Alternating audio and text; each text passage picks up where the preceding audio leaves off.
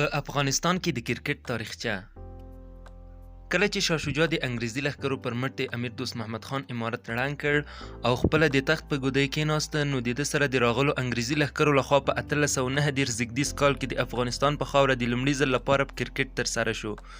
البته دا کرکټ د برېټانوي عسکرو لخوا په خپل منځ کې ترسره کېده.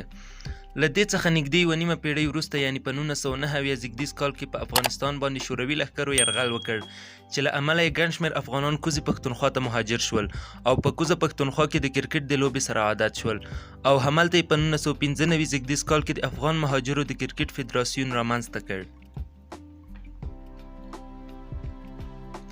کله چې شوروي لښکرې د افغانانو د سپېڅلې مجاهدې په واسطه په ګونډو شوه، یو شمېر افغانان بیرته له مهاجرت نه راستانه شول او په خپلو سیمو کې د کرکټ لوبه پیل کړه. خو ګڼ شمېر افغانان په افغانستان کې د سیاسي مشرانو د خپلمنځي جګړو له امله هملته میشت شول، چې د ولسمشر کرزي د حکومت د راتګ سره د نږدې 30 کلن هجرت وروسته د کوزې پښتونخوا څخه بیرته خپلو سیمو ته راستانه شول، چې په دې کار سره په افغانستان کې د کرکټ لوبه په هره خوا خپره شوه.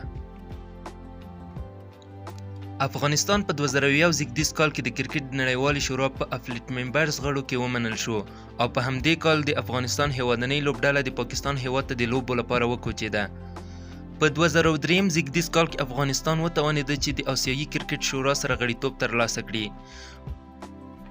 بله لاسته راوړنه دا وه چې په همدې کال ګڼو افغان کرکټ لوبغاړو د ښې وړتیا له امله د پاکستان په کورني کرکټ کې سیالۍ ترسره کړې.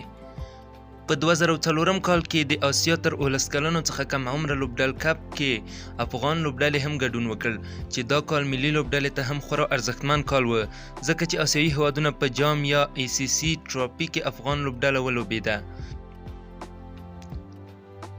په 2015 کال کې د آسیا تر 15 ښکته یا انډر 15 کپ کې افغان لوبډلې د پای لوبې تر مقام پورې ځان ورسوه، چې دا د کرکټ په ډګر کې یوه ښه لاسته راوړنه وه. په 2006 زیږدیز کال کې افغان کرکټ لوبډلې د منځني ختیځ په کپ کې سیالۍ ترسره کړې، چې ډېره ښه پکې وځلېده او ان تر پایلوبې یې ځان ورسوه، خو په پایلوبه کې د بحرین هیواد څخه ماتې ومنله. په همدې کال افغان لوبغاړو انګلستان ته سفر وکړ او هلته یې په کلبونو کې لوبې ترسره کړې.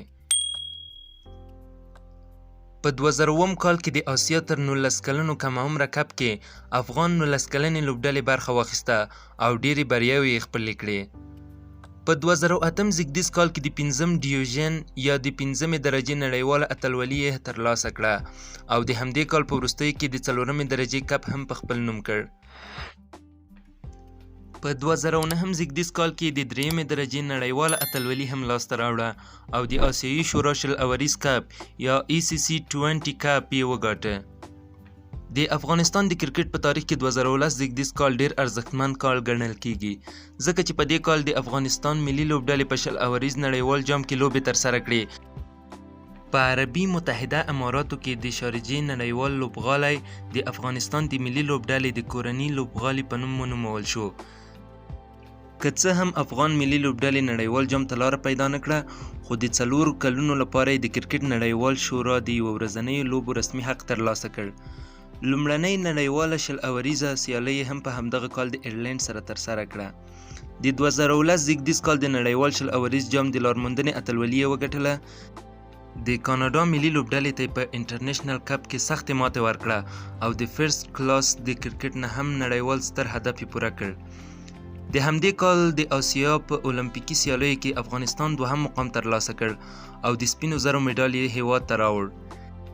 د انټرنیشنل کپ په پای کې سکاټلند ته ماتې ورکړه او اتلولي یې وګټله. د افغانستان په کرکټ بورډ کې د ښځو د کرکټ لپاره څانګه پرانیستل شوه. په همدغه کال په کابل او جلال آباد کې د کرکټ د معیاري لوبغالو د جوړېدو کار پیل شو. په 2011 زیږدیز کال کې د افغانستان تر 19 کلنو کم عمره لوبډلې د آسیا د الجام اتلولي وګټله، او په همدې کال د کرکټ بورډ لخوا د 2011 نه تر 2015 زیږدیز کال پورې د کرکټ د پرمختګ لپاره پلان او ستراتیژي جوړه شوه.